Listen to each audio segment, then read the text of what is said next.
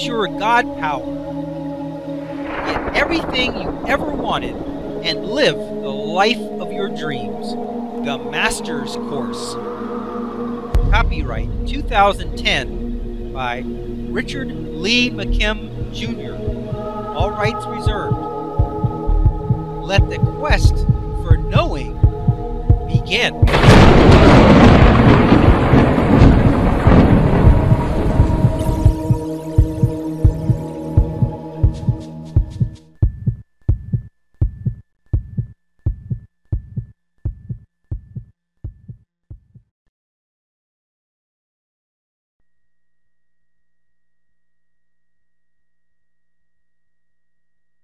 Below is a map of where they have discovered these certain functionalities and what they do. Okay, let's have a look at this illustration.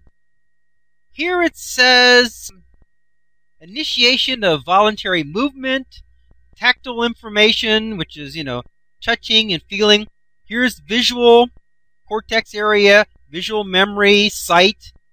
Here it says memory of sound is in the side lobe here, which I believe is the temporal lobe. Anticipation. See all these different little things they've got? What they have done is they've probed the brain and they've discovered that certain things are represented there. So when certain parts of the brain, quote unquote, aren't working, then certain parts of the body aren't working as well. So these are basically different areas of the brain that scientists have discovered that do certain things or represent certain things, or certain kinds of things are stored. Now, how did they find that out? Well, they probed lots of brains, and in every single case, every single brain, they found the same kinds of things in the same kinds of areas. So that's led them to the conclusion that those processings, those processes, and those functions, and those functionalities are actually in the brain. Why? Because when that part of the brain is there, the functionality is there. When that part of the brain is missing or damaged, the functionality is gone. The functionality is not available. So they think that it's in the brain. Okay, so that's where they're at. They're believing that all that functionality is really going on in the brain. Okay. Let's continue on.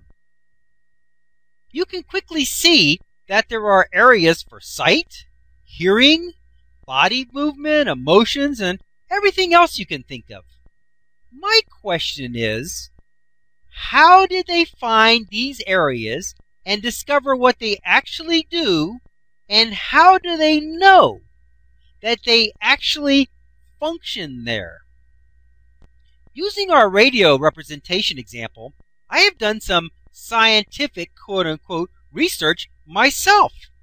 Using the normal scientific approach, I experimented and discovered that this radio had several stations contained, quote-unquote, within the radio dial. When I moved the pointer to different places on the dial, there were certain places that always had sound coming from them. Therefore, I knew that they were the functioning place where those sounds are created and come from. Okay, let's have a look at this illustration. Here's a radio dial. In fact, it's the radio dial we've been using in our illustrations. And take a look at that. In this illustration, I've found four distinct places where there are radio stations. Whenever I put the dial on those four places, there's music coming out. Now, if I move the dial to a different place, there's no longer music. Now, the other thing is that in each of those places is a different kind of music. One place is jazz, and one place is rock, and one place is top 40, another place is country.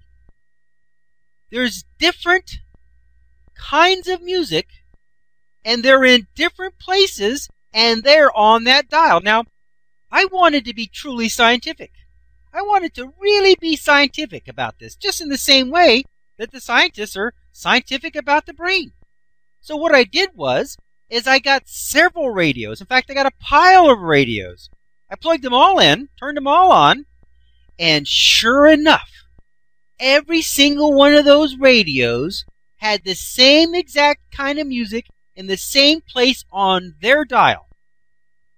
Just like when the scientists are checking out the brains, every single brain has got the same kind of functionality, they say, in the same place. I found that every one of those radios had exactly the same kind of music in exactly the same place on their dial.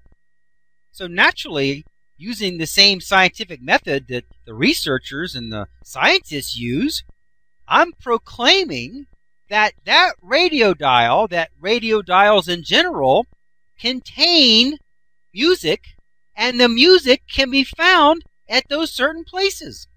Because every single radio I looked at, every single radio I checked out, had the same music in the same place on the dial. That's where the music was, on the dial. Now, of course, if the patient was dead, they wouldn't get any functionality in the brain, would they, when they were testing it? And sure enough, the same thing with these radios. When the radio was unplugged or turned off or had no power, the music wasn't there anymore. But when the radio was on and alive and functioning, there was music, and it was the same music on every single radio in the same exact places every single time. So, using the scientific method, I've concluded that radio dials have certain kinds of music in exactly a certain place, and it's the same every time. And it's the dial that contains the music. Now, if the radio's dead, then it's no longer functioning. That music is not available. But if the radio's alive, the music is there. Okay, let's continue. I know this because every radio that I tested had the same type music that came from the same exact place on their dial. So it is easy to conclude that the dial, quote unquote, is the place of functionality, and that each location has a certain kind of music that it produces, and that all radios experience the same thing. This makes sense, doesn't it? When something is representing something else, it has all the properties and seeming functionality of the real thing, but it's not real. These same researchers could point at the eye and say, that is where we see, but again, it is only the representation of it. They could cut open the eye and point at all kinds of nerves and lenses, and still, it's actually fake. We know that they can easily explain the vision system of the human eye, but can they explain the vision system of the human finger? How about the vision system of the human armpit? After all, we had two sisters who could each see from their armpits. How about the vision system that allows someone to get a close look at Jupiter? Explain that one. You can only explain how things work by pointing at their representations as long as they are functioning in the expected way. That is to say, that when an eye or the brain is functioning in the usual way, you can point and prod all over the representations and get great results. It all makes sense. It is supposed to. You can do the same thing with a radio dial. When it is in this position, it does this, and when it is over there, it sounds like that, etc.